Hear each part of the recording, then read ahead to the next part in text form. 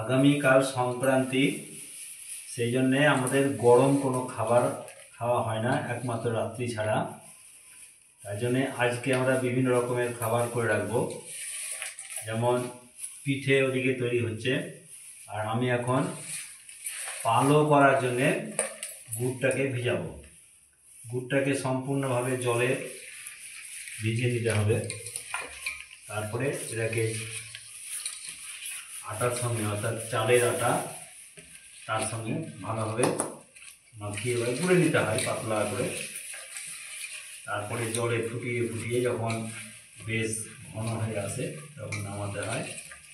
থালায় থালায় রাখলে সকাল হতে হতে সেটা জমে যায় এবং খেতেও খুব সুস্বাদু হয়। তাই সেটাই করছি, যেটাকে আমরা গ্রাম্য ভাষায় বলি পালো। সেই পালোটাই করছি আমরা।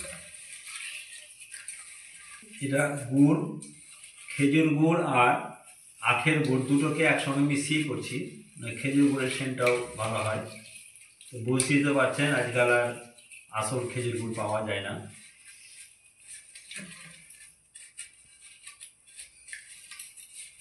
এই যে চালের আটা রাখা আছে, চালের আটাটাকে করবো চালের গুড়ের সঙ্গে মাখাতে হবে খুব ভালোভাবে। আগে গুড়টা ভালো ভিজে যাক, গুড়টা না ভিজলে ঠিক হয় না, কেন গুড়ের মধ্যে আখের কুচিগুলো থেকে যায়, পরে সেটা ক্ষতি হতে পারে। যে কারণে এটাকে ভালোভাবে গুলে নিয়ে ছেঁকে নেওয়া দরকার। ছেঁকে নিয়ে তখন আটার সঙ্গে মাখো। আমার গুড়টা গুলে নেওয়া হয়েছে, এর মধ্যে আর কোনো গোটা নেই, একদম সম্পূর্ণটা গুলে গেছে।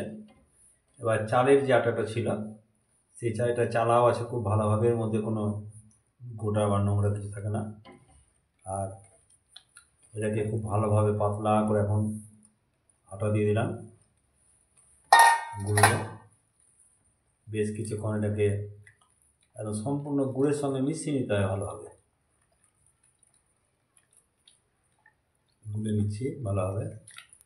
আবার এটাকে ফুটাতে হবে খুব ভালোভাবে, হয় বড় কড়াই কিংবা বড় হাঁড়িতে। যতক্ষণ পর্যন্ত এটা ঘন না হবে এটাকে ফুটাতেই হবে। একবার দেখতেই থাকুন। কড়াইটা গরম হয়ে এসছে। এবার আমি পালো করার জন্য যে ময়দাটা গুলে রেখেছিলাম গুড় দিয়ে, সেটাকে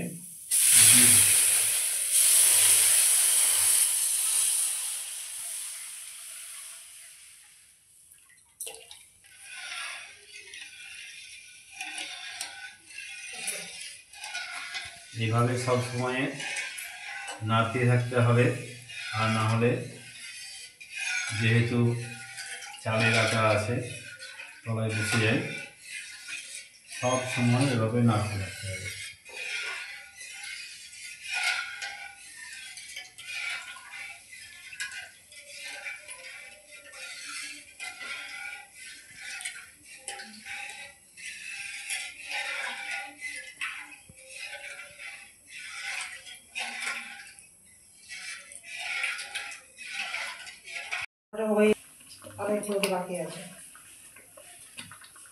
এখন আমার পালোটা বেশ ফুটছে, আর মিনিট 5 সময় লাগবে, আর এটা তৈরি হয়ে যাবে।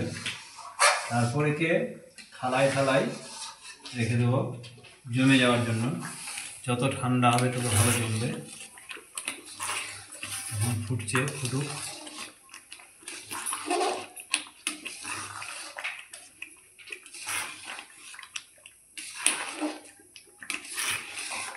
যত নাড়া যাবে এভাবে ততই ভালো। প্রচণ্ড নাড়তে হবে, অনেকক্ষণ সময়ও লাগবে।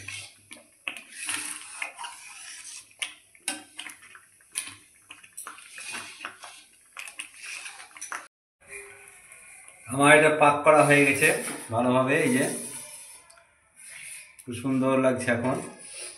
এবার আমি এটা ঢেলে দেব।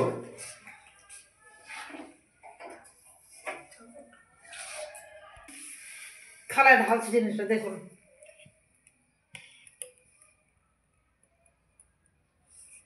ঠিক আছে, থালা তেল দেওয়া ছিল, তেল না দিলে থালা থেকে তখন জিনিসটা ছুটানো যাবে না।